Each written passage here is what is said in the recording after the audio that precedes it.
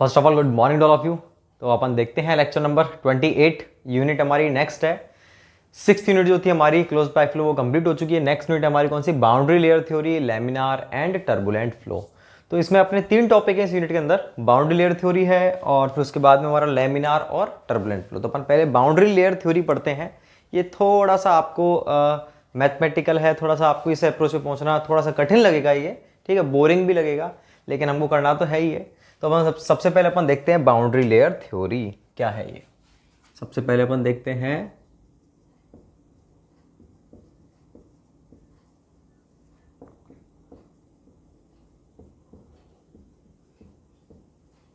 Boundary layer theory क्या होती है। थ्योरी है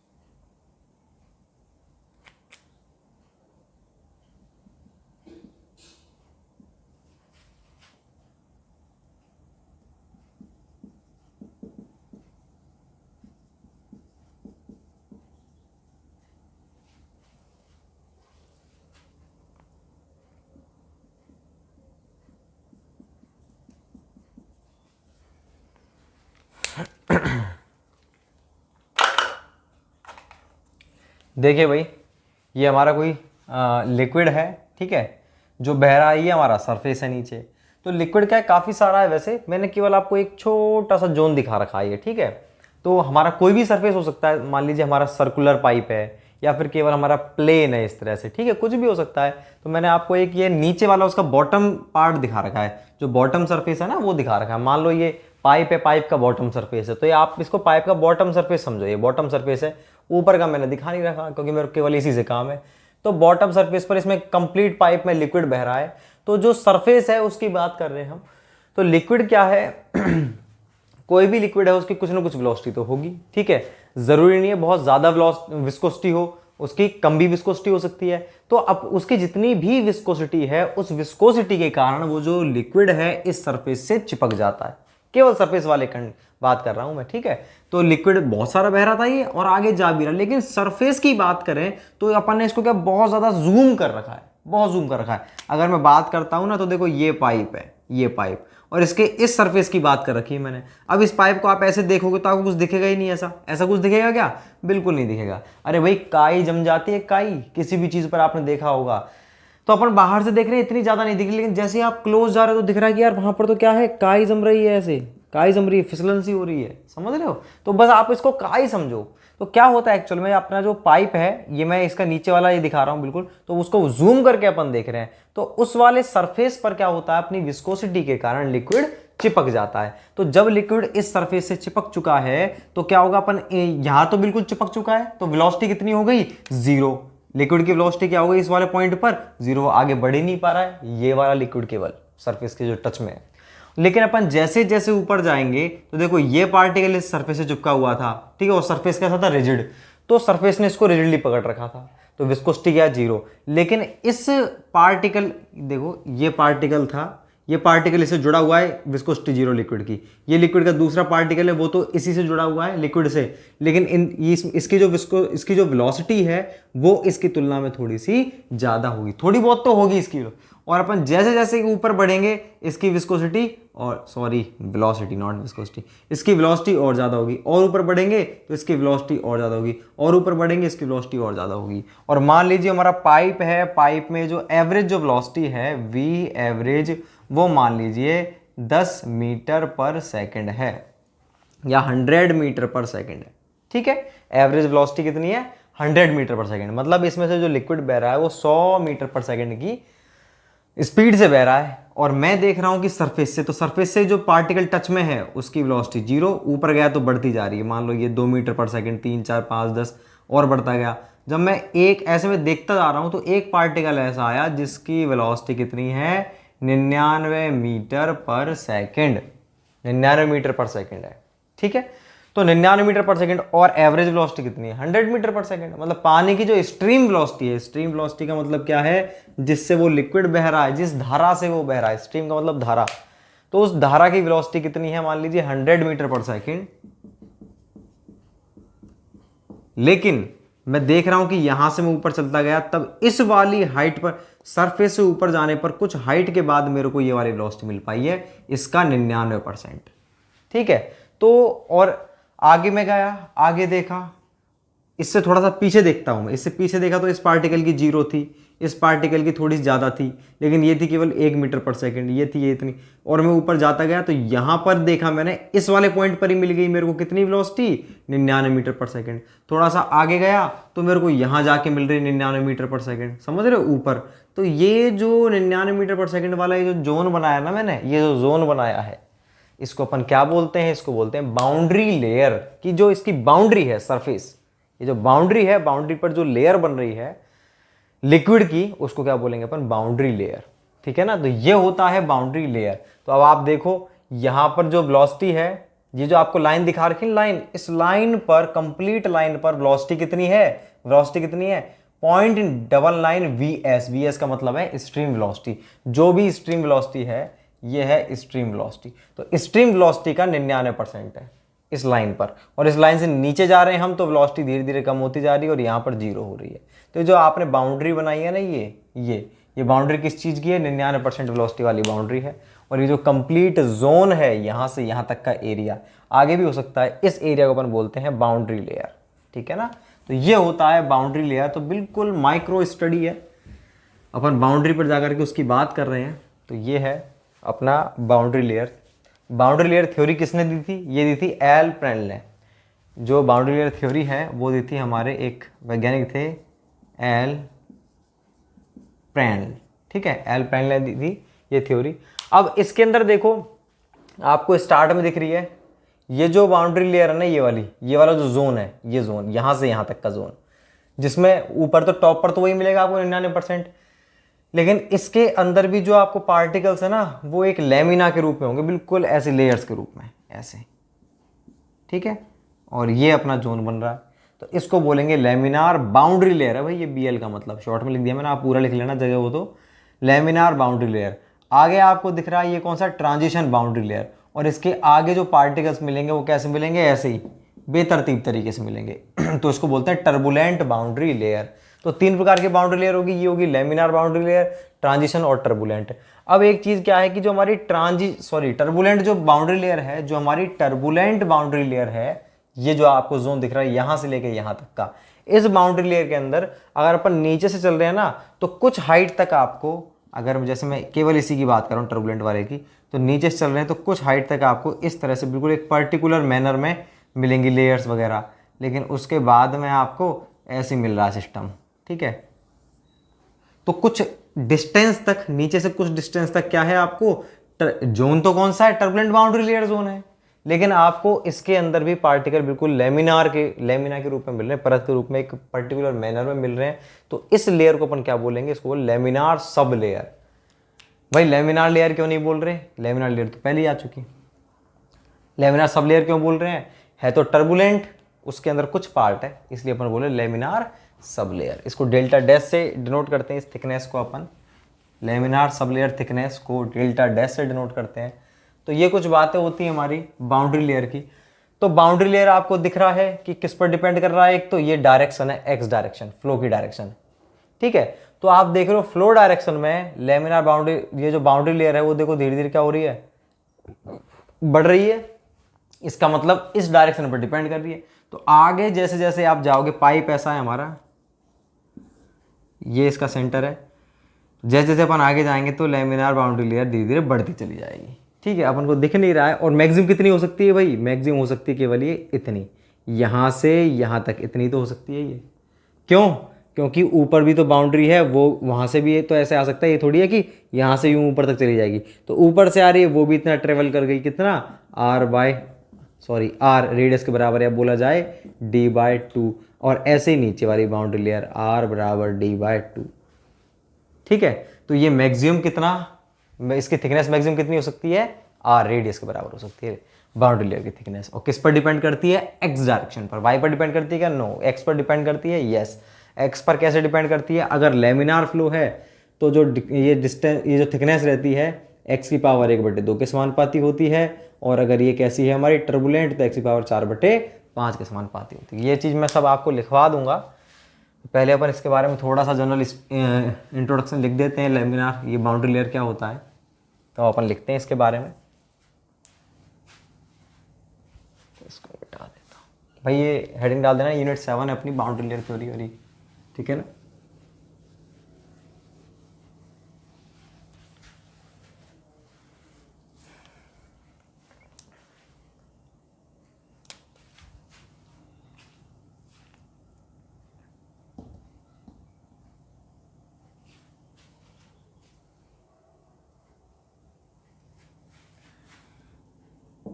जब लिक्विड किसी सरफेस पर बहता है तो वह लिक्विड अपनी विस्कोसिटी के कारण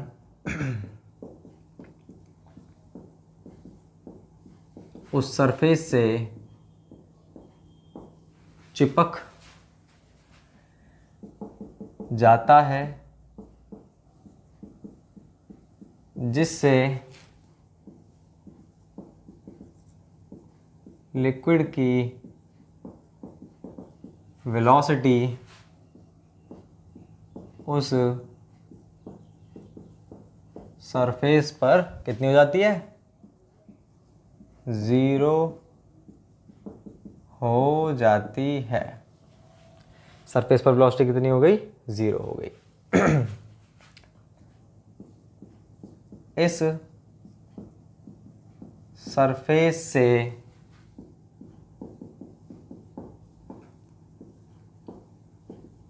अपवर्ड डायरेक्शन में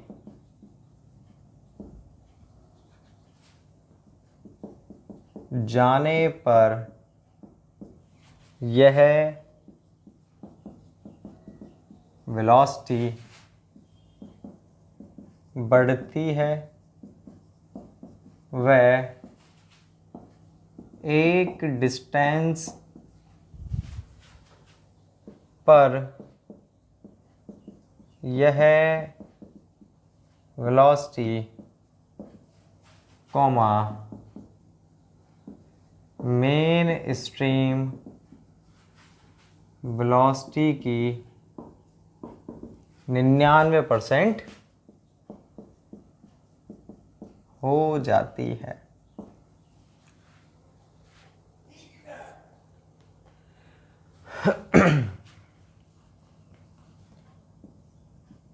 जिस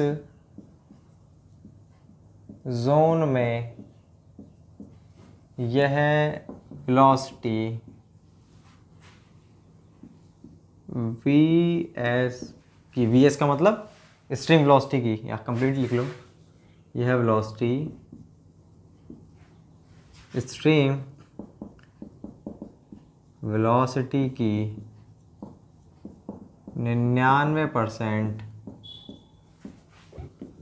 होती है, उस जोन को boundary layer zone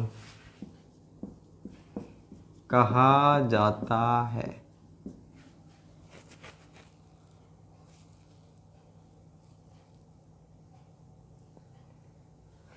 boundary layer zone कहा जाता है। इस थ्योरी को एल प्रेल ने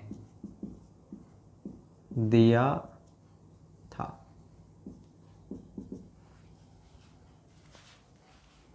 ठीक है भाई, किसने दिया था इस थ्योरी को? एल प्रेल ने दिया था।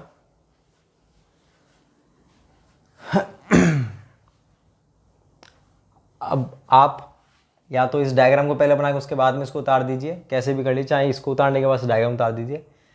अब इसके बाद अपन डिफरेंट टाइप ऑफ थिकनेसेस लिखेंगे। ठीक है, मैं इसे मिटाता हूँ।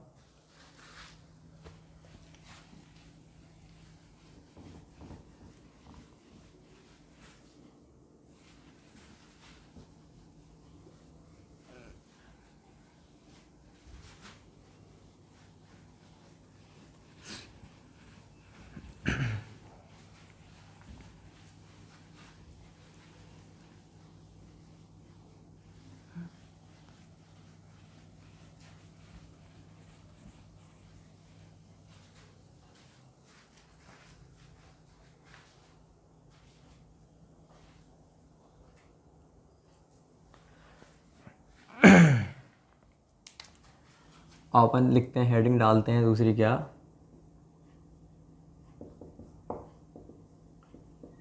Different type of thickness. सबसे पहली हमारी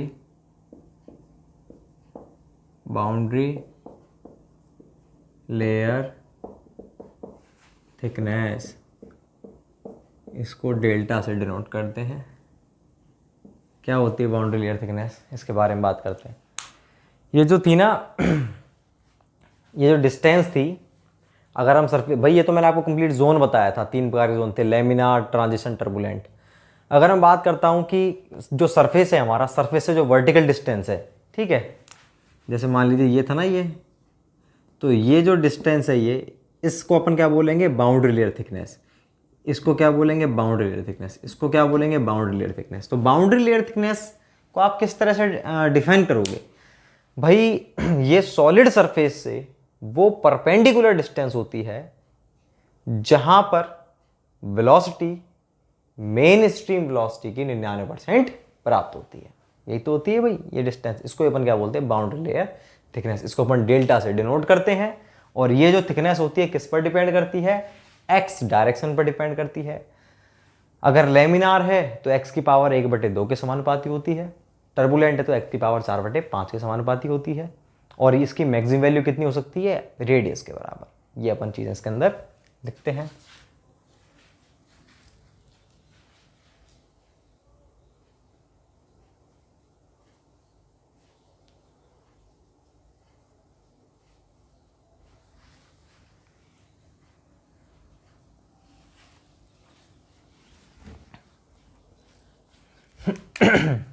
लिखते हैं इसमें अपन बाउंड्री लेयर थिकनेस में,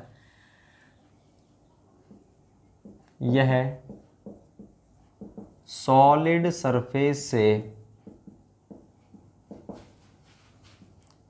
वह परपेंडिकुलर डिस्टेंस होती है, वह परपेंडिकुलर डिस्टेंस होती है जहां लिक्विड की वेलोसिटी मेन स्ट्रीम वेलोसिटी मतलब Vs, वेलोसिटी की 99% प्राप्त होती है। ठीक है भाई, यह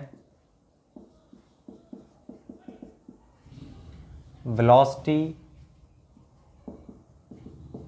बढ़ने पर घटती है व विस्कोसिटी बढ़ने पर बढ़ती है। यह थिकनेस फ्लो डायरेक्शन, मतलब कौन सी, एक्स डायरेक्शन पर भी निर्भर करती है। कैसे निर्भर करती है? लेमिनार फ्लो है या टर्बुलेंट फ्लो है। लेमिनार है तो x की पावर 1/2, टर्बुलेंट है तो x की पावर 4/5। एक नोट और है,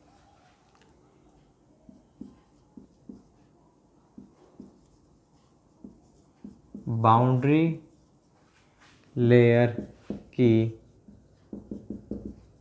मैक्सिमम थिकनेस पाइप की रेडियस के बराबर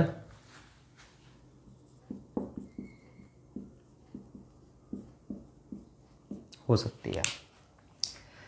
तो ये था अपना बाउंड्री लेयर थिकनेस, डेल्टा के बारे में बात थी। तो मैंने आपको बता दिया कौन सी डिस्टेंस होती है, सॉलिड सरफेस से वो डिस्टेंस होती है जहां पर हमें वेलोसिटी, मेन स्ट्रीम वेलोसिटी 99% प्राप्त होती है। बात खत्म। ये जो थिकनेस है कैसे बढ़ेगी कैसे घटेगी, वेलोसिटी विस्कोसिटी दोनों पर निर्भर करती है। वेलोसिटी अगर ज़्यादा है तो वो लेयर बनने ही नहीं देगी। अगर आप फ्लो ज़्यादा है, काई जम रही है मान लो और आपने प्रेशर से पानी फेंका वहाँ पे, तो काई हट जाएगी, जमेगी नहीं, वो तो जम पाएगी कि नहीं? कब कब जमती है काई? जब पानी क्या है, बिल्कुल स्लो चल रहा हो, तो पार्टिकल्स बैठते जाते हैं, काई जमती जाती है, यही तो होता है। तो वेलोसिटी के बढ़ने पर तो घटती है, बिल्कुल सही बात है। और अगर विस्कोसिटी बढ़ रही है, मतलब गाढ़ापन बढ़ रहा है, तो फिर क्या होगा? थिकनेस बढ़ेगी, सिंपल सी बात है। और फ्लो डायरेक्शन पर निर्भर करती है कि नहीं? बिल्कुल करती है। कैसे करती है? लेमिनार फ्लो में delta directly proportional to x to the power 1/2 और टर्बुलेंट फ्लो के लिए delta directly proportional to x to the power 4/5। और दूसरी बात क्या थी? मैक्सिमम कितनी हो सकती है थिकनेस? उसकी रेडियस के बराबर। क्यों? क्योंकि भाई ऊपर से भी तो आ रही है। ठीक है, तो ये अपनी कुछ बातें थी बाउंड्री लेयर से, बाउंड्री लेयर थिकनेस से। सेकंड थिकनेस अपन देखते हैं इसके बाद में।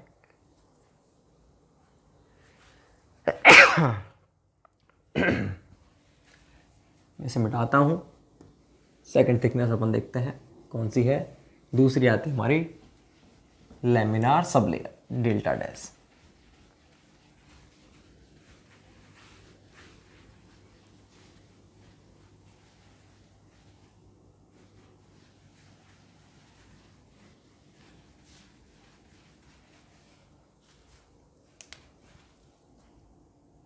दूसरी है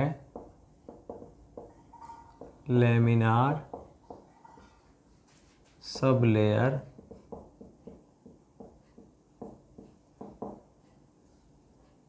थिकनेस। भाई ये कौन सी होती है? बाउंड्री लेयर के टर्बुलेंट जोन में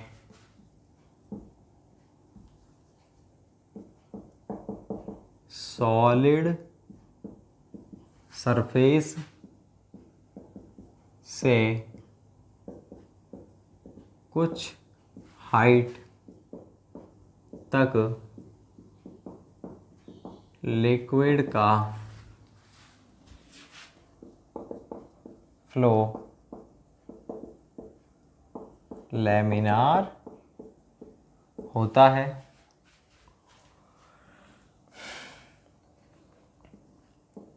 इस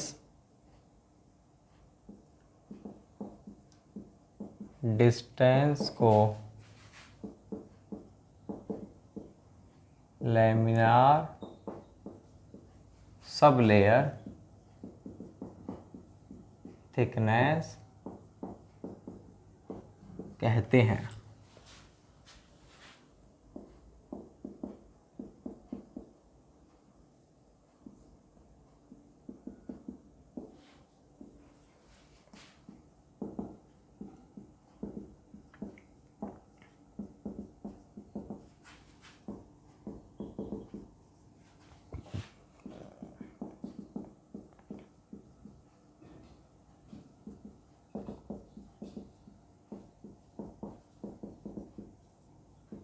देखो नेक्स्ट क्या है हमारा, बाउंड्री लेयर के टर्बुलेंट जोन में। भाई मैंने आपको पहले ही अपने बाउंड्री लेयर में आप देख लेना, जो अपने डायग्राम बनाते हैं स्टार्ट में, कि टर्बुलेंट जो था ना हमारा टर्बुलेंट बाउंड्री लेयर, उसमें कुछ हाइट तक क्या है, लेमिनार्स बनती हैं। ठीक है, तो कौन सा फ्लो होता है, लेमिनार फ्लो होता है। लेमिनार फ्लो होता है उस वाले जोन तक, तो वो जो थिकनेस थी हमारी उसको अपन क्या बोलते हैं, laminar sub layer thickness. Sub layer क्यों बोलते हैं, क्योंकि भाई लेमिनार तो प्रॉपर है नहीं, थोड़ा पार्ट है लेमिनार का, टर्बुलेंट के अंदर लेमिनार है, इसलिए अपन लेमिनार सब लेयर बोलते हैं। किस तरह से डेल्टा डैश से अपन इसको डिनोट करते हैं और कैसे ज्ञात करते हैं, 11.6 nu upon V star. Formula थोड़ा सा इंपॉर्टेंट है, कई बार पूछ सकता है आपसे कि भाई क्या फॉर्मूला होता है, तो 11.6 nu upon V star. Nu क्या होता है, काइनेमेटिक विस्कोसिटी होती है, वी स्टार क्या है, शियर फ्रिक्शन वेलोसिटी होती है। ये कुछ चीजें हैं हमारी। थर्ड अब हम देखते हैं कौन सी, thickness, displacement thickness, delta star, delta star, delta E और डेल्टा स्टार, डेल्टा ई और थीटा, 2-3 थिकनेस और हैं। इनको और समझते क्या होती हैं। देखो भाई ये कौन सी थिकनेस है, डिस्प्लेसमेंट थिकनेस। ये हमारी सरफेस था, सॉलिड सरफेस, ठीक है, सॉलिड सरफेस, और ये हमारी थी बाउंड्री लेयर। ठीक है, तो हम ये कह रहे हैं कि हम सॉलिड सरफेस को अगर क्या करें, यहाँ तो जम चुका है, इसको सॉलिड सरफेस को अगर अपन थोड़ा सा ऊपर उठा दें, इस सॉलिड सरफेस को अपन अगर थोड़ा सा ऊपर उठा दें और यहाँ तक कर दिया अपन ने, मान लीजिए सॉलिड सरफेस वहाँ की जगह अपन ने थोड़ा सा ऊपर उठा दिया। कितना ऊपर उठा दिया आपने, ये इतना ऊपर उठा दिया। ठीक है, इतना आपने ऊपर उठा दिया सॉलिड सरफेस को। तो अब क्या है, केवल यही तो रहा आपका। ठीक है, थोड़ा बहुत ही बाउंड्री लेयर का इफेक्ट रहेगा इस वाले केस में, जब आप इसको ऊपर उठा दोगे। तो इस वाले केस में डिस्प्लेसमेंट थिकनेस का मतलब क्या होता है, डिस्प्लेसमेंट, कि आपने सॉलिड सरफेस को थोड़ा सा वर्टिकल डायरेक्शन में डिस्प्लेस कर दिया, ऊपर उठा दिया। ऊपर आपने कितना ऊपर उठाया है, आपने इतना ऊपर उठाया है कि जो फ्लो है वो आइडियल फ्लो हो जाए। आइडियल फ्लो का मतलब क्या होता है, आप जानते ही हो आइडियल फ्लो, कि भाई जो हमारा प्रत्येक सेक्शन पर डिस्चार्ज की वैल्यू क्या हो, A1 V1 बराबर A2 V2, हमारा आइडियल फ्लो होगा। तो हम उतना ही डिस्चार्ज प्राप्त हो जितना कि हमारा आइडियल फ्लो का डिस्चार्ज होता है। ठीक है ना, तो आपने कितना इसको ऊपर उठाया है, आपने इसको इतना डिस्प्लेस कर दिया ऊपर कि मेरे को पाइप से उतना ही डिस्चार्ज प्राप्त हो रहा है जितना कि आइडियल फ्लूइड का होता है। ठीक है ना, तो इस प्रकार के ये जो अपनी डिस्टेंस थी, जो अपने थिकनेस थी, जिस हाइट से आपने इसको ऊपर उठाया है, जिस हाइट से आपने इसको ऊपर डिस्प्लेस किया है, उस डिस्टेंस को अपन क्या बोलेंगे, डिस्प्लेसमेंट थिकनेस। तो डिस्प्लेसमेंट थिकनेस क्या होती है, ये वो डिस्टेंस होती है या फिर ये वो वर्टिकल डिस्टेंस होती है जिस डिस्टेंस से बाउंड्री लेयर को ऊपर की ओर, सॉलिड सरफेस को ऊपर की ओर खिसकाने पर हमें फ्लो आइडियल फ्लो के बराबर प्राप्त होता है। ठीक है ना, उतना ही डिस्चार्ज प्राप्त होता है जितना कि आइडियल फ्लूइड का होता है। तो ये डिस्टेंस को अपन क्या बोलेंगे, डेल्टा स्टार। ऐसी हमारी दो और होती है, कौन कौन सी, एक तो होती है डेल्टा ई, एनर्जी थिकनेस। ये कौन सी होती है, इसको भी अपन ऐसे याद करेंगे, भाई मैं इस लेयर को कितना ऊपर कर दूं, मतलब इस सरफेस को मैं कितना ऊपर उठा दूं, इसकी बात कर रहा हूं, इस सरफेस को कितना ऊपर उठा दूं कि मेरे को उतना ही डिस्चार्ज प्राप्त हो जितना कि आइडियल फ्लूइड का होता है। तो इस जितना कि किसका होता है, आइडियल फ्लूइड का होता है, जितना कि आइडियल फ्लूइड का होता है, तो अपन उसको क्या बोलेंगे, डिस्प्लेसमेंट थिकनेस। अगली कौन सी हमारी, डेल्टा ई। थोड़ा सा आपको ये क्लमसी सा लगेगा, मैंने आपको पहले बता दिया, थोड़ा बोरिंग सा है, लेकिन अपन को पढ़ना तो पड़ेगा क्योंकि एक दूसरे से मैच करती हुई है, तो आपको याद रखने में बहुत कठिनाई होगी। नेक्स्ट हमारा कौन सी थिकनेस, एनर्जी थिकनेस। उससे नेक्स्ट है मोमेंटम थिकनेस। एनर्जी थिकनेस कौन सी होती है, ये भी ऐसे ही है कि हम इसको कितना ऊपर उठा दे। भाई जब बाउंड्री लेयर बन चुकी है तो इसकी एनर्जी में कहीं ना कहीं तो कमी आएगी, जो टोटल हेड है। क्यों? क्योंकि फ्रिक्शन के कारण कम हो जाएगा, वेलोसिटी कम होगी तो v²/2g कम हो जाएगा, v²/2g कम होने का मतलब काइनेटिक एनर्जी कम होगी, काइनेटिक एनर्जी का मतलब है टोटल एनर्जी थोड़ी बहुत तो कम होगी ही होगी। तो हम कह रहे हैं कि हम इसको सॉलिड सरफेस को कितना ऊपर उठा दूं कि जो एनर्जी में कमी हुई है वो पूरी हो जाए। मान लो एनर्जी हमारी एनर्जी 10 मीटर हेड कम हुआ था, तो आपने इसको ऊपर उठा दिया तो 10 मीटर हेड अब नहीं हो रहा मतलब उसकी कमी पूरी हो गई ना। तो वो जो डिस्टेंस, जिस डिस्टेंस से आपने इसको ऊपर उठाया है, उस हाइट को, उस डिस्टेंस को क्या बोलेंगे? Energy thickness. ऐसे ही मोमेंटम थिकनेस, भाई मोमेंटम भी कम होगा, वेलोसिटी कम हो रही है तो, कि हम इसको कितना ऊपर उठा दें सॉलिड सरफेस को कि हमें उतना ही मोमेंटम में जो कमी हुई है वो पूरी हो जाए, फुलफिल हो जाए, उस डिस्टेंस को बोलेंगे अपन मोमेंटम थिकनेस। तो तीनों एक दूसरे से रिलेटेड है लगभग। तो अपन इनको लिखते हैं, लिखवाने के बाद एक बार और समझा दूंगा आपको।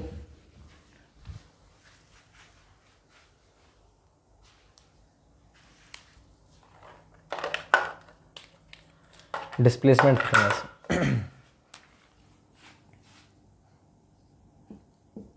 यह है सॉलिड सरफेस से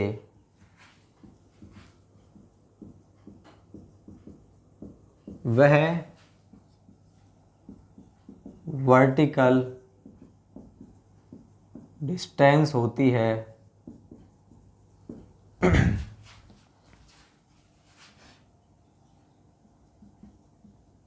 जिस डिस्टेंस से सॉलिड सरफेस को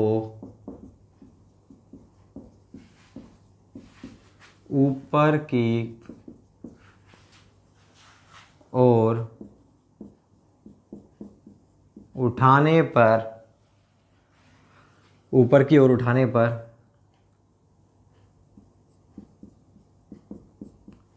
उतना ही डिस्चार्ज प्राप्त होता है जितना डिस्चार्ज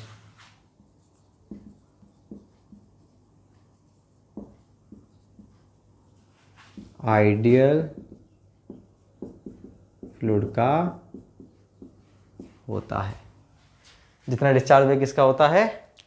आइडियल फ्लूइड का होता है, उतना ही डिस्चार्ज अपन को प्राप्त होगा। तो इस डिस्टेंस को अपन क्या बोलेंगे? फिर से बता देता हूँ, यह सॉलिड सरफेस से वह वर्टिकल डिस्टेंस होती है। ये अपना सॉलिड सरफेस था, ये अपनी बाउंड्री लेयर थी जो बनी हुई थी, ठीक। तो सॉलिड सरफेस से वह वर्टिकल डिस्टेंस है, यहां से मान लीजिए इतनी डिस्टेंस, ये हमारी डेल्टा स्टार है। जिस डिस्टेंस है सॉलिड सरफेस को ऊपर की ओर उठाने पर, इतना हमने इसको ऊपर उठा दिया। ये सॉलिड सरफेस पहले यहाँ था, अब हमने यहाँ कर दिया, डेल्टा स्टार ऊपर उठा दिया। तो अब हमको जो डिस्चार्ज है उतना प्राप्त हो रहा है जितना कि आइडियल फ्लूइड का होता है। तो इस डिस्टेंस को अपन क्या बोलेंगे? Displacement thickness. अब मैं नेक्स्ट आपको इसी के अंदर करेक्ट करवा दूंगा। फोर्थ लिखेंगे, भाई मैं इसको मिटा रहा हूँ, आप इसको उतारो, मैं इस कंप्लीट को मिटा रहा हूँ।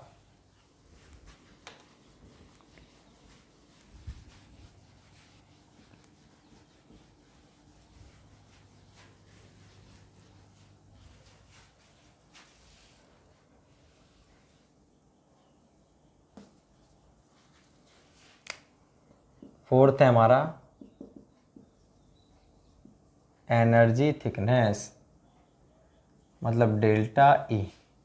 ये क्या होती है? ये वो थिकनेस होती है, ये वो वर्टिकल डिस्टेंस होती है जिस डिस्टेंस से सॉलिड सरफेस को ऊपर की ओर उठाने पर एनर्जी में हुई कमी को पूरा किया जाता है, ठीक है ना। यह सॉलिड सरफेस से वह वर्टिकल डिस्टेंस होती है जिस डिस्टेंस से सॉलिड सरफेस को ऊपर की ओर उठाने पर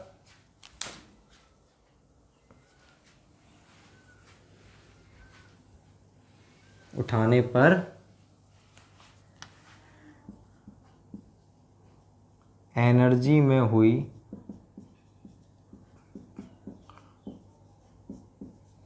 कमी को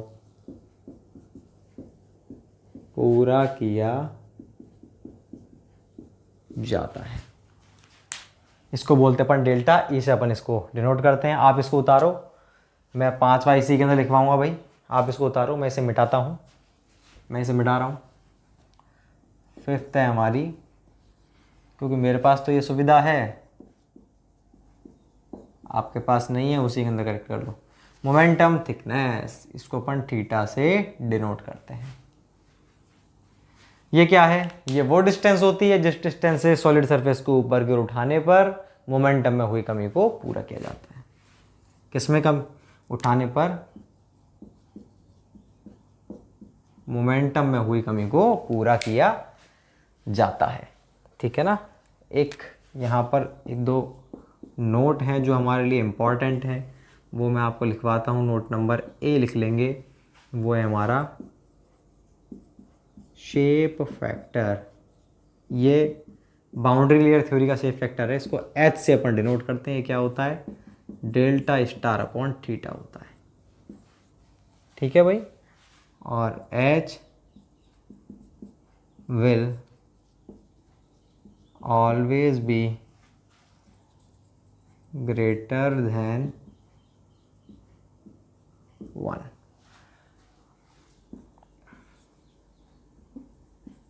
ए नोट तो ये रहा हमारा कि एच की वैल्यू जो होती है, फिर से बता दूंगा आपको, बी जो है वो थोड़ा सा ज़्यादा इम्पॉर्टेंट नोट है।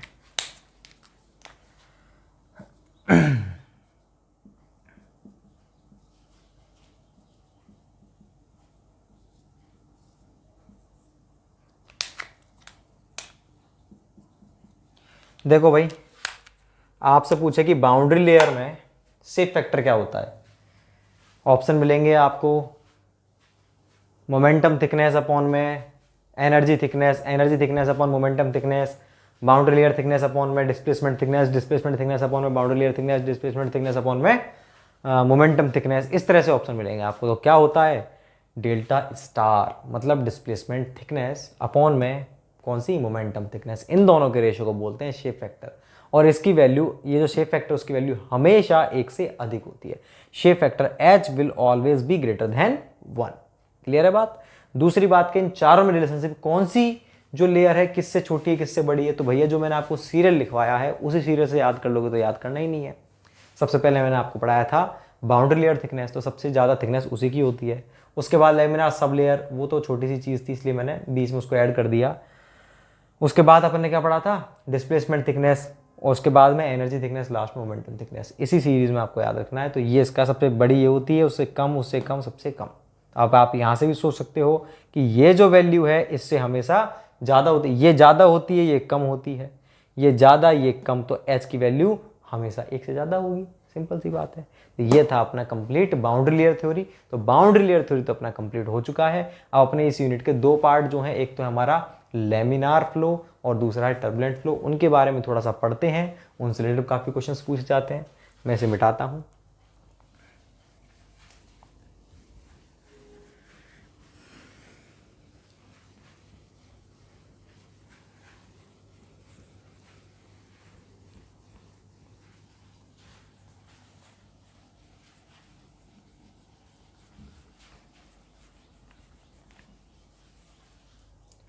अब हम लिखते हैं भाई, नेक्स्ट हेडिंग हमारी क्या है?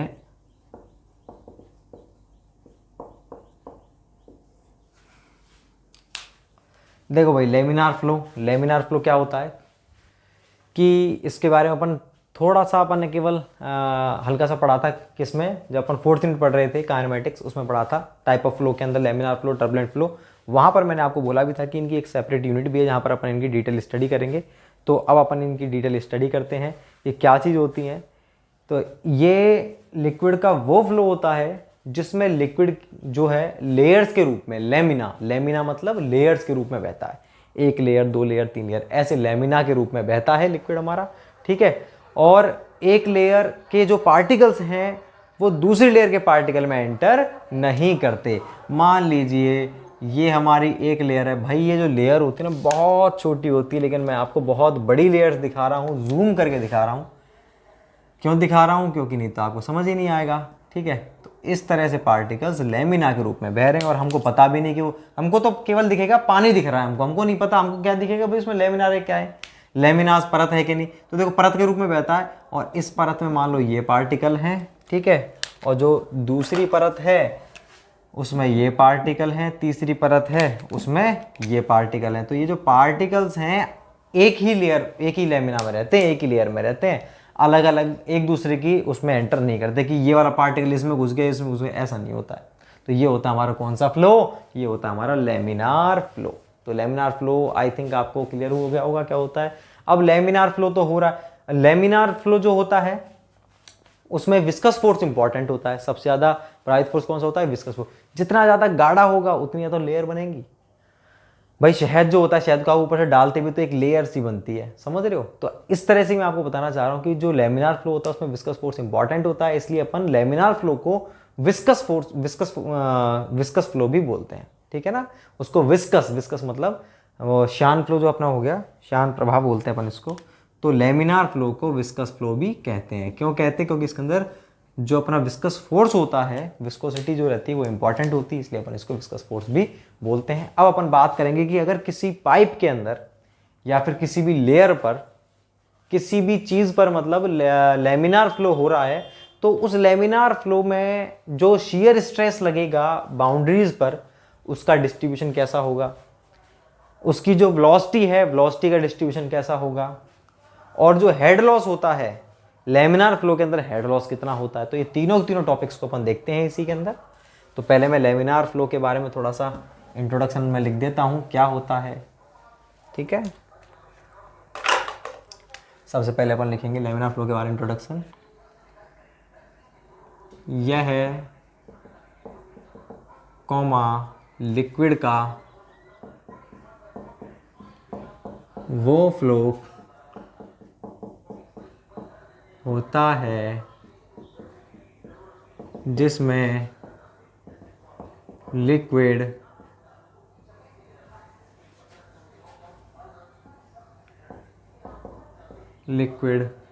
लेमिना का मतलब क्या होता है, लेयर के रूप में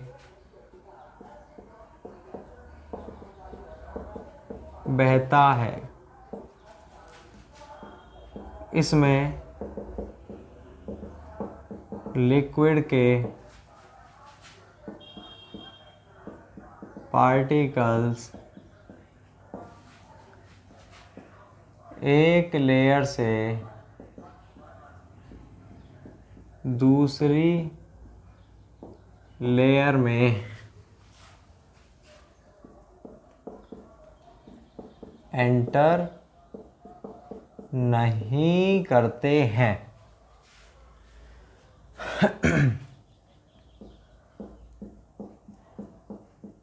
इस फ्लो में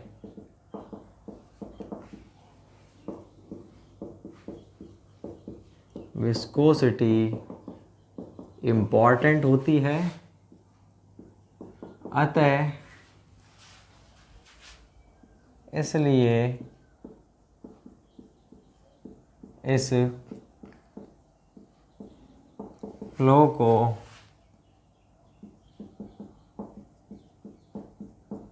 विस्कस फ्लो भी कहते हैं। तो ये मैंने आपको लिखवाया लेमिनार फ्लो क्या होता है, बस इतना सा इंट्रोडक्शन है अभी। तो अब मुझे तीन चीज पढ़नी है कि अगर किसी भी पाइप में बोलो या किसी भी सरफेस पर लेमिनार फ्लो हो रहा है, तो उस लेमिनार फ्लो के कारण शियर स्ट्रेस का डिस्ट्रीब्यूशन कैसा होगा, ठीक है ना। तो मैं ये दो चीज के अंदर पढ़ूंगा कि एक तो लेमिनार फ्लो, भाई अपन मान लो कोई पाइप है, तो पाइप के थ्रू लेमिनार फ्लो हो रहा है, पाइप के अंदर हो रहा है लेमिनार फ्लो। भाई दो चीजें देखो, एक तो क्या है, पाइप है, ये मान लो ये पाइप है, इसके अंदर से लेमिनार फ्लो हो रहा है, तो मैं देख रहा हूं इस लेमिनार फ्लो के कारण जो पाइप की सरफेस है या पाइप के अंदर शियर स्ट्रेस का डिस्ट्रीब्यूशन कैसा है। भैया अपन ने सीधे सीधा बोल दिया कि ये विस्कोसिटी इंपॉर्टेंट होती है, मतलब उसके अंदर विस्कस फोर्स होगा, और आप जानते हो टो बराबर mu du upon d y होता है। जहां पर विस्कोसिटी है वहां पर टो होगा, विस्कोसिटी है तो मतलब वहां पर विस्कस फोर्स है तो क्या होगा, वहां पर शियर स्ट्रेस होगा। तो शियर स्ट्रेस का डिस्ट्रीब्यूशन कैसा होता है through out the cross section. Shear stress top पर मैक्सिमम होगा, मान लो ये हमारा पाइप है, पाइप का ये सेक्शन है, तो मान लो शियर स्ट्रेस हमारे टॉप पर 0, बॉटम पर 0, सेंटर पर मैक्सिमम होगा, या फिर हमारा वो इस तरह से होगा। कैसे होगा उसका डिस्ट्रीब्यूशन, ऐसे होगा या फिर ऐसे होगा। तो किस तरह से उसका डिस्ट्रीब्यूशन होगा वो हम देखेंगे, वो मैं आपको बताऊंगा। तो मेरे को अब हमारे पास दो केस हैं। पहला तो क्या है हमारे पास कि जो लेमिनार फ्लो किसी पाइप के अंदर हो रहा है, दूसरा पाइप में नहीं हो रहा, दो प्लेट है सॉलिड, एक तो ऊपर है प्लेट, एक नीचे है, ठीक है, उसके बीच में से लिक्विड बह रहा है। भाई इन दोनों में क्या अंतर है, पाइप में तो उसको चारों तरफ सरफेस मिल रहा है, ठीक है, लेकिन प्लेट वाले केस में केवल ऊपर सरफेस है और नीचे सॉलिड सरफेस है, बीच में लिक्विड भरा हुआ है। इन दोनों ही केस में अपन निकालेंगे सारी चीज़ों को। तो पहले वाले केस की अगर मैं बात करता हूं आपसे, तो इसमें अपन क्या क्या चीज़ देखेंगे, पहला तो शियर स्ट्रेस का डिस्ट्रीब्यूशन कैसा होता है, दूसरा इस पाइप में से जो लिक्विड बह रहा है उसका वेलोसिटी डिस्ट्रीब्यूशन कैसा है, और तीसरी बात अपन क्या देखेंगे इसके अंदर, शियर स्ट्रेस डिस्ट्रीब्यूशन, वेलोसिटी और हेड लॉस, तीन चीज़ देखेंगे। तो मेरे पास देखो दो केसेज हैं, एक तो है ये थ्रू पाइप और एक ये थ्रू पैरेलल प्लेट्स, ठीक है, और उसमें अपन तीन टॉपिक पढ़ेंगे। एक के अंदर भी एक तो अपन क्या पढ़ेंगे, शियर स्ट्रेस डिस्ट्रीब्यूशन, एक वेलोसिटी डिस्ट्रीब्यूशन, और तीसरा क्या पढ़ेंगे अपन इसके अंदर, तीसरा पढ़ेंगे अपन इसमें हेड लॉस। तो इसमें भी तीन चीज़ पढ़ेंगे, इसमें तीन चीज़। तो पहले अपन पढ़ते हैं लेमिनार फ्लो थ्रू पाइप, और उसमें देखेंगे अपन शियर स्ट्रेस का डिस्ट्रीब्यूशन।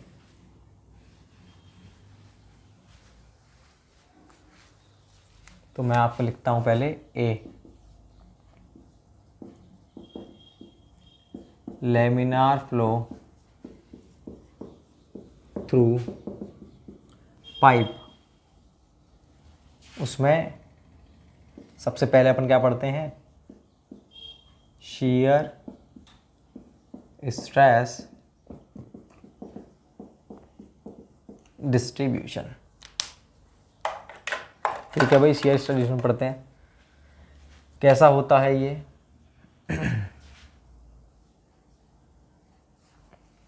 तो जो शियर स्ट्रेस का डिस्ट्रीब्यूशन होता है ना इस वाले केस में, थ्रू पाइप वाले केस में, किस पर डिपेंड करता है, एक तो वेलोसिटी पर डिपेंड करता है, विस्कोसिटी पर डिपेंड करता है, और प्रेशर ग्रेडियंट पर डिपेंड करता है। प्रेशर ग्रेडियंट का मतलब क्या है भाई, देखो ग्रेडियंट का मतलब माइंड में सेट कर लो, 1000 जगह मिलेगा आपको सिविल इंजीनियरिंग में। ग्रेडियंट का मतलब है किसी भी लेवल सरफेस से उतार या चढ़ाव, जैसा आपने हाइड्रोलिक ग्रेडियंट लाइन पढ़ी थी, तो नॉर्मल से अपन डिक्लाइन हो रही थी, इंक्रीज हो रही थी, वो ग्रेडियंट का मतलब यही होता है। तो प्रेशर ग्रेडियंट का मतलब क्या है कि प्रेशर के अंदर उतार या चढ़ाव, ठीक है, किसके साथ, अपनी एक्स डायरेक्शन के सापेक्ष में। भाई एक्स डायरेक्शन ये है, इसके सापेक्ष में कोई चीज़ चढ़ रही है या उतर रही है, उसी को बोलते हैं ग्रेडियंट। अगर कोई चीज़ बढ़ रही है ऐसे धीरे धीरे, तो कैसा ग्रेडियंट होगा, पॉजिटिव, घट रही है तो नेगेटिव ग्रेडियंट। तो यहाँ पर भी हमारा प्रेशर ग्रेडियंट का मतलब क्या होगा, change in pressure with respect to change in x direction. तो ये तो मैंने आपको बोला था कैसा, फिजिकली बता रहा हूँ कि क्या होता होगा, उतार या चढ़ाव। और मैथमेटिकली कैसे बताऊंगा मैं आपको, चेंज इन प्रेशर, डी का मतलब change, change in pressure with respect to change in x direction, या फिर एक्स का मतलब क्या है, डिस्टेंस। तो ये हो गया हमारा प्रेशर ग्रेडियंट। तो प्रेशर जो ग्रेडियंट है कि भाई प्रेशर आगे के साथ बढ़ रहा है घट रहा है, उस पर डिपेंड करता है शियर स्ट्रेस हमारा। और किस पर डिपेंड करता है, जो हमारी रेडियस जो होती है उस पर डिपेंड करता है, मतलब पाइप का जो साइज है, कम साइज का है, जहाँ साइज जितना ज़्यादा होगा पाइप का साइज, उतना ही ज़्यादा उसमें शियर स्ट्रेस होगा, ठीक है ना। तो ये कुछ चीज़ें हैं। तो किस किस पर डिपेंड करता है, वेलोसिटी पर, विस्कोसिटी पर, प्रेशर ग्रेडियंट पर और साइज पर, इन चीज़ों पर ये डिपेंड करता है हमारा शियर स्ट्रेस का डिस्ट्रीब्यूशन। कैसा होता है वो अपन देखते हैं, इक्वेशन भी आपको लिखवाऊंगा।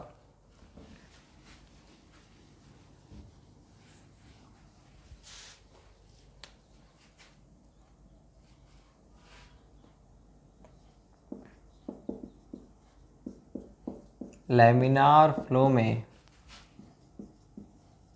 शियर स्ट्रेस कॉमा पाइप के साइज व प्रेशर ग्रेडियंट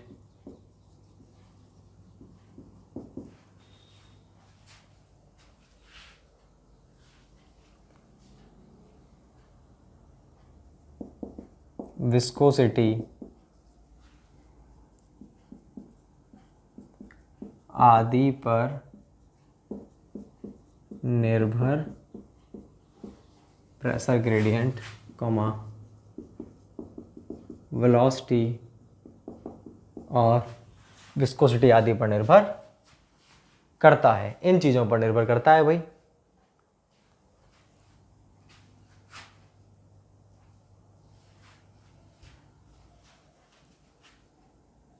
तो टो बराबर minus del p by del x r/2, ये इसका फॉर्मूला होता है। यहाँ पर del p by del x क्या है भाई,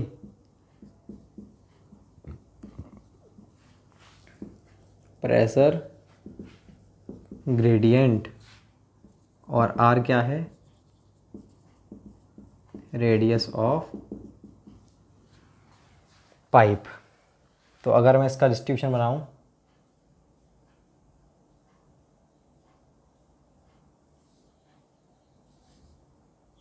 चलो डिस्ट्रीब्यूशन के बाद में आता इसके नीचे, मैं इसको मिटा देता हूँ एक बार, मैं इसे मिटा रहा हूँ भाई, ठीक है, आप इसको उतार लो। तो आपको दिख रहा है जो स्ट्रेस है किस पर डिपेंड कर रहा है, प्रेशर ग्रेडियंट पर और साइज पर। आपको ये फॉर्मूला याद रखना है।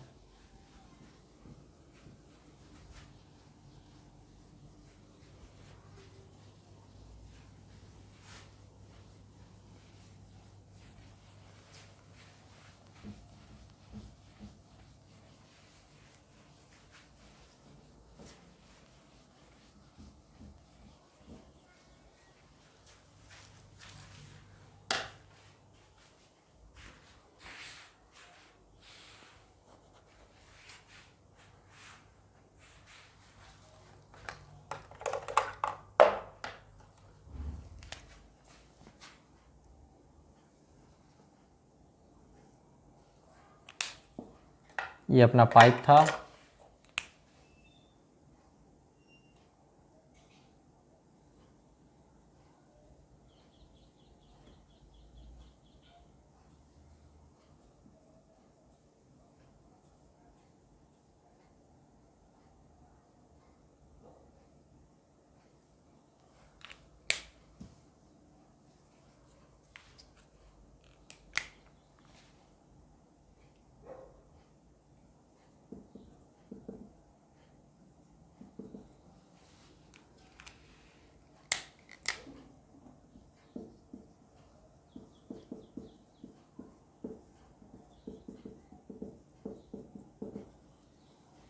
Shear stress distribution. तो आपको दिख रहा है, आप उस इक्वेशन से भी देख सकते थे कि टो बराबर minus del p by del x r/2, यही तो थी इक्वेशन। तो इसमें देखिए तो हमारा प्रेशर ग्रेडियंट है और एक रेडियस है। तो अगर हम रेडियस की बात करें तो देखो, अगर मैं रेडियस 0 कर दूं मतलब सेंटर की बात कर रहा हूँ, अगर रेडियस 0 है तो ये मेरा ये क्या हो गया, कंप्लीट 0 हो गया। तो यहाँ पर सेंटर पर मेरा टो की वैल्यू क्या हो गई, 0 हो गई। आर का मतलब वैसे क्या होता है, रेडियस नहीं है, सॉरी, आर का मतलब है कि जो सेंटर है ना, सेंटर से कोई भी डिस्टेंस, सेंटर से मान लो ये डिस्टेंस है, ये आर है, ये डिस्टेंस ये आर है, और ये जो पूरी डिस्टेंस है कंप्लीट वो है कैपिटल आर। तो सेंटर से जो कंसर्न पॉइंट है, जिस पॉइंट पर आप ज्ञात करना चाह रहे हो, उस पॉइंट तक की डिस्टेंस है, उस पॉइंट तक की रेडियस को अपन स्मॉल आर से डिनोट कर रहे हैं। आप वहां पर लिख लेना, ठीक है ना, जब आपने ये फॉर्मूला लिखा था ना, उसके साइड में या नीचे लिख लेना, उस फॉर्मूले के नीचे लिख लेना हेयर, ऐसे लिखना हेयर, वो आर के बारे में लिखा था ना, रेडियस नहीं है आर, ठीक है ना, रेडियस ऑफ पाइप मत लिख देना, गलत है वो कैपिटल आर होगा। उसको तो जो आपने लिखा था ना आर बराबर रेडियस ऑफ पाइप, उसमें स्मॉल आर की जगह लिख दो कैपिटल आर बराबर रेडियस ऑफ पाइप, ठीक है ना। और स्मॉल आर को नीचे लिख लो आप, स्मॉल आर क्या है हमारा, distance of concern point from centre, ठीक है, सेंटर से कंसर्न पॉइंट तक की डिस्टेंस हमारी स्मॉल आर है, ठीक है। ये मैं लिख भी देता हूँ, यहाँ से यहाँ तक की डिस्टेंस आर है और सेंटर से ये कंप्लीट डिस्टेंस है कैपिटल आर, ठीक है। तो अगर मैं इस वाले इक्वेशन में स्मॉल आर की जगह 0 पुट कर दूं, मतलब सेंटर की बात करूं, तो टो की वैल्यू कितनी प्राप्त होती है मेरे को, 0। और ये मैक्सिमम पुट कर दूं, मैक्सिमम कितना है, रेडियस के बराबर, तो रेडियस के बराबर पुट कर देंगे अगर अपन इसको, तो फॉर्मूला होगा minus del p by del x capital R by 2, ये फॉर्मूला होगा। और ये मतलब मैक्सिमम वैल्यू है टो की, तो ये कितनी हो जाएगी हमारी मैक्सिमम, ठीक है। और आपको दिख रहा है डायरेक्टली प्रोपोर्शनल है, ना तो कोई स्क्वायर लग रहा है ना क्यूब लग रहा है। इसका मतलब क्या है, कैसी लाइन बनेगी ये, बिल्कुल स्ट्रेट, ठीक है ना। तो स्ट्रेट लाइन की इक्वेशन यही तो होती है, ठीक है। तो ये अपनी y बराबर एम एक्स प्लस सी, मतलब स्ट्रेट लाइन इक्वेशन में x की कोई पावर नहीं होती। अगर 2 पावर है तो स्क्वायर पैराबोला, 3 पावर है तो क्यूबिक पैराबोला, तो इसमें कोई पावर नहीं है, इसका मतलब बिल्कुल स्ट्रेट लाइन बनेगी। तो सेंटर पर 0 और बाउंड्री पर मैक्सिमम ठीक है, तो ये लाइन हमने खींच दी स्ट्रेट इस तरह से। तो डिस्ट्रीब्यूशन कैसा मिल रहा है हमको इसके अंदर, इसमें हमको डिस्ट्रीब्यूशन मिल रहा है लीनियर डिस्ट्रीब्यूशन। लीनियर मतलब लाइन के रूप में है डिस्ट्रीब्यूशन, ठीक है, उसको अपन लिख देंगे। और डिस्ट्रीब्यूशन में भी भाई ये आप जरूर लिख लेना, ठीक है ना, मैं इसे मिटा रहा हूँ, इसको ऊपर लिखना था आपको। अब अपन नोट के अंदर लिखेंगे इन चीज़ों को, मैं इसको नोट में लिख देता हूँ। नोट में क्या लिख देते हैं अपन, इसमें नोट नंबर आप इसमें फर्स्ट डाल लो कि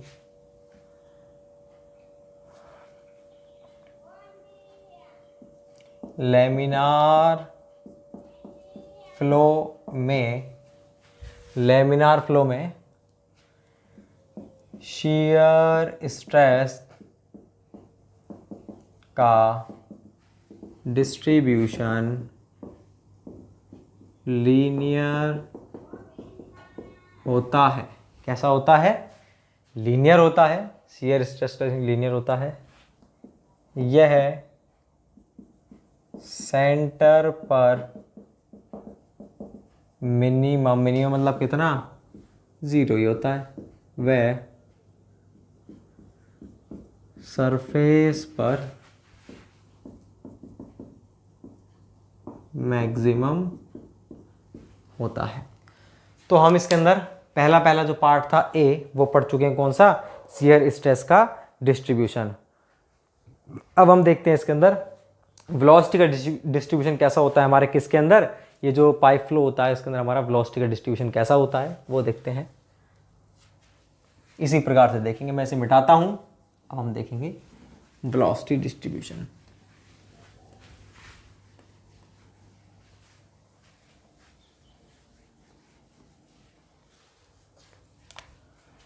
अब अपन लिखते हैं बी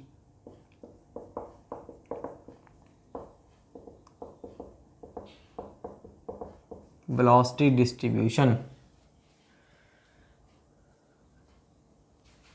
ये भी इन्हीं चीजों पर निर्भर करता है। लेमिनार फ्लो में वेलोसिटी पाइप के साइज व प्रेशर ग्रेडियंट, पाइप के साइज और प्रेशर ग्रेडियंट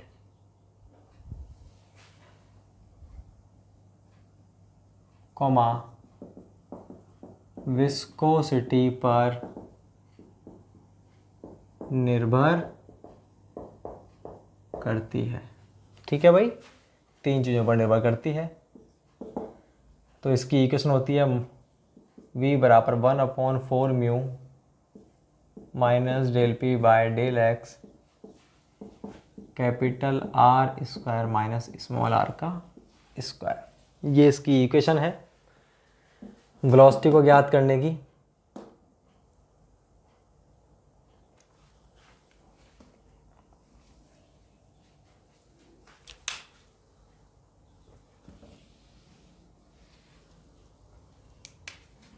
इसका डिस्ट्रीब्यूशन बनाते हैं अपन, 1 मिनट।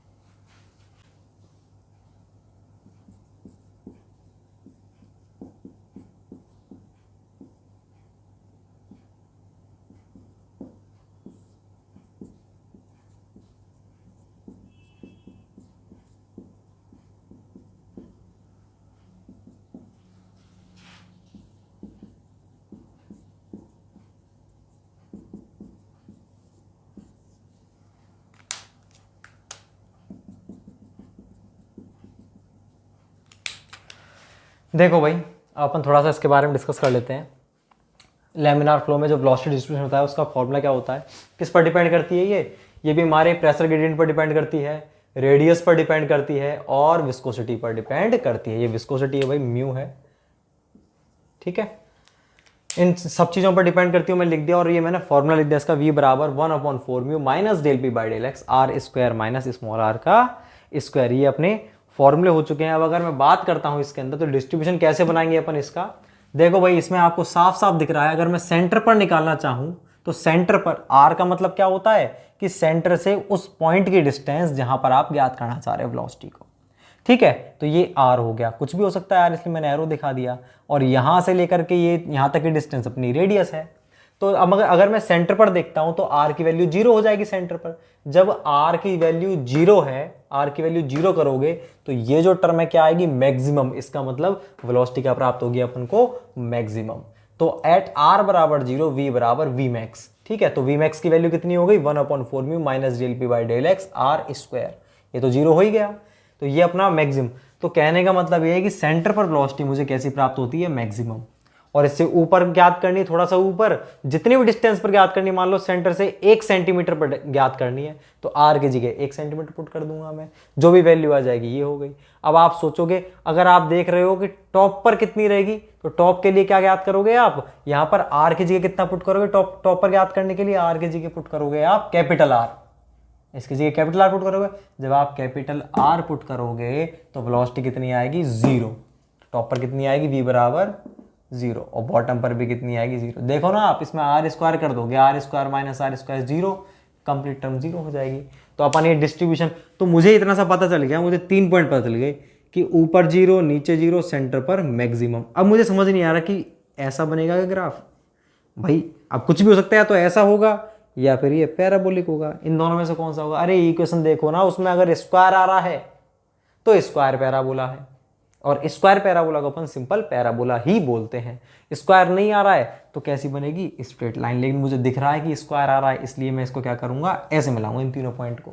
तो हमेशा कर्व बनाने के लिए 3 पॉइंट पकड़ो, बाउंड्री के, सेंटर के, और देखो आप स्क्वायर है या स्ट्रेट लाइन है, इस तरह से बनता है। तो ये होता है मैक्सिमम, ये होता है 0 0। अब एक चीज मैंने ज्ञात करी, मुझे बाद में पता चला क्या, कि जो अपन लेते हैं ना वेलोसिटी, जो अपन वेलोसिटी लेते हैं, जो आप वेलोसिटी लिखते हो किसी भी चीज़ के अंदर, आपने वेलोसिटी ली, मान लीजिए आपने बर्नौली इक्वेशन v²/2g, तो v²/2g यहाँ पर तो अपन v लेते हैं। तो वेलोसिटी कौन सी होती है, आपने देखा ये जो पाइप है, पाइप के ऊपर तो वेलोसिटी 0, यहाँ पर 0, सेंटर पर मैक्सिमम है।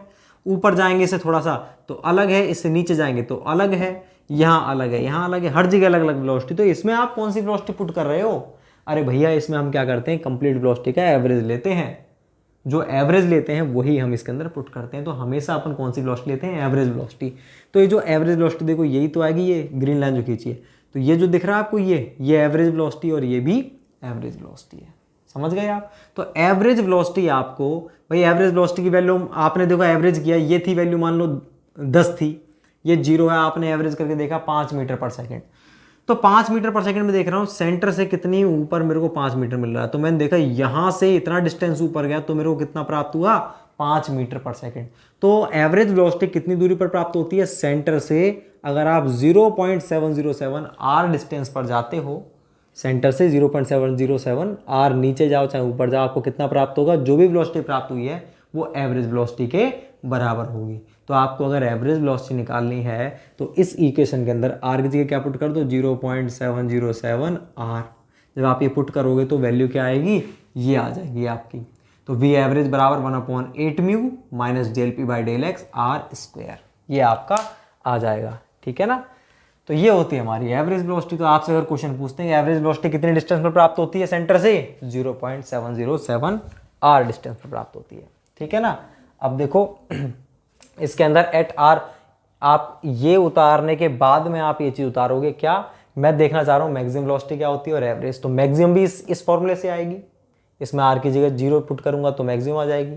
और अगर इस फॉर्मूले में आर की जगह मैं पुट करता हूँ 0.707 आर, तो कितनी प्राप्त होगी मेरे को, एवरेज। तो वेलोसिटी क्या हो जाएगी, एवरेज वेलोसिटी। इसलिए मैंने इस वेलोसिटी को क्या लिखा है, वी एवरेज बराबर ये वैल्यू कितनी आई 1/8 mu minus del p by del x are square. अब तीसरा क्वेश्चन क्या बनता है कि एवरेज वेलोसिटी पाइप फ्लो में जो हमारी एवरेज वेलोसिटी होती है वो मैक्सिमम वेलोसिटी का कितना गुना होती है, दुगनी होती है, तिगनी होती है, ये पूछते हैं। तो देखो भाई आप निकाल लो V max upon V average. तो वी मैक्स की वैल्यू कितनी है, ये 1/4 mu minus del B by del x are square, और वी एवरेज की वैल्यू इतनी है।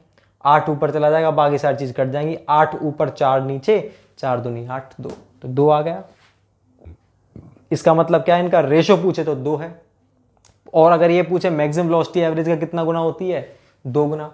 एवरेज जो है हमारी मैक्सिमम कितना गुना होती है, हाफ। और ये मैंने आपको एग्जांपल में भी तो बताया था अभी कि अगर ये 0 वेलोसिटी है, मैक्सिमम वेलोसिटी 10 है, तो ये कितनी होगी, 5, इसका हाफ ही तो होगी ना हमारी। तो ये कुछ बातें थी, बहुत इंपॉर्टेंट पॉइंट है।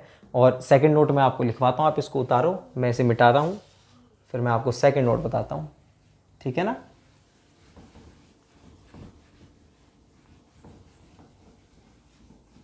अगर आपको ये वाला समझ आ जाएगा तो जो अपना जो नेक्स्ट है ना, जो laminar flow through parallel plate, वो तो बहुत इजी है।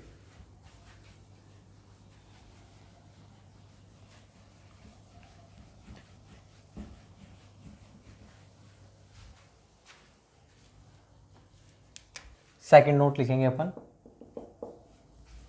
सेकंड नोट क्या लिखेंगे अपन,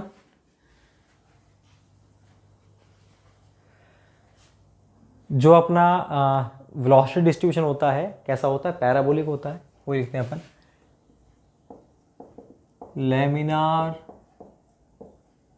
फ्लो में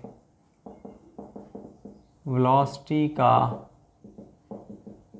डिस्ट्रीब्यूशन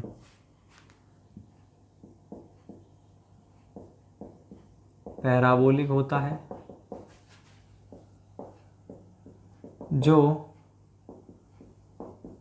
सेंटर पर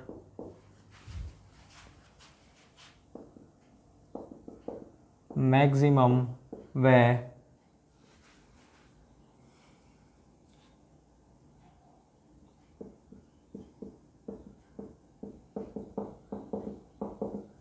सरफेस पर मिनिमम मतलब 0 होता है। तो भाई अपने ये जो दोनों थे, ये जो अपने दोनों थे वो कंप्लीट हो चुके हैं, ए और बी, स्मॉल ए और बी। तो लेमिनार फ्लो थ्रू पाइप के अंदर अपना जो सी टॉपिक है वो कौन सा है हमारा, तीन चीज पढ़नी थी ना हमको, पाइप वाला ही चल रहा है, सी पढ़ते हैं अपन इसके अंदर, हेड लॉस। भाई शियर स्ट्रेस डिस्ट्रीब्यूशन अपन देख चुके हैं, वेलोसिटी डिस्ट्रीब्यूशन देख चुके हैं इसमें पाइप, और तीसरा बच रहा हमारा हेड लॉस। हेड लॉस का सिंपल फॉर्मूला लिखना है बस आपको, 32 mu V L upon rho G D square, Hagen Poiseuille law. आप सब कुछ चीज़ जानते हैं यहाँ पर म्यू क्या है, वी क्या है भाई, वी का ध्यान रखना है, वी कौन सी वेलोसिटी होगी, मैक्सिमम या मिनिमम, ये होती है हमारी average velocity, v average. Mu है हमारा, लिख लेते हैं चलो हम,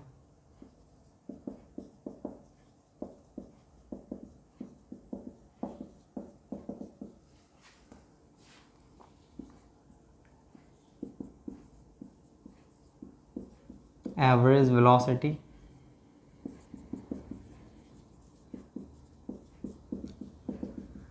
length of pipe, dia of pipe,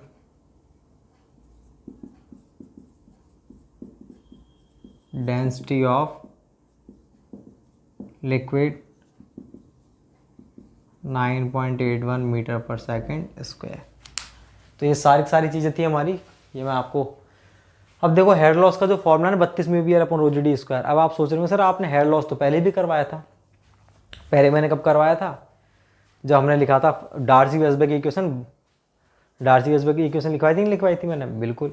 वहाँ पर भी मैंने आपको बताया था क्या होता है हमारा 4 FL V² 2GD या फिर FL V² 2GD, एक ही बात है।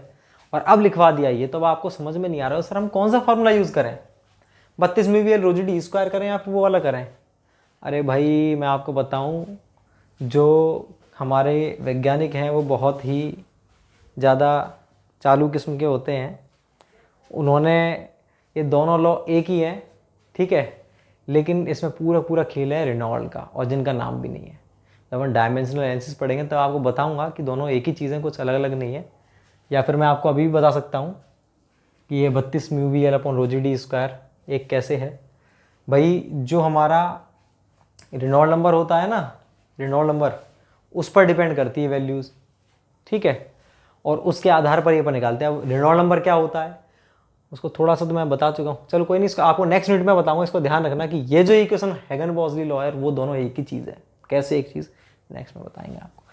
तो फिलहाल अपन पढ़ चुके हैं ये, इसमें ए जो था हमारा laminar flow through pipe, laminar flow through pipe, उसमें 3 चीज़ पढ़नी थी हमको, ए बी और सी।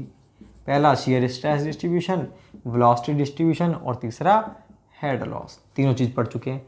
अब हम सेम चीज़ पढ़ेंगे किसके लिए, laminar flow through plate, plate के लिए पढ़ेंगे सारी चीज़ें। उसको पढ़ेंगे अपन नेक्स्ट लेक्चर में। टर्बुलेंट फ्लो को भी नेक्स्ट में पढ़ेंगे और ख़त्म करेंगे इस यूनिट को। Thank you so much.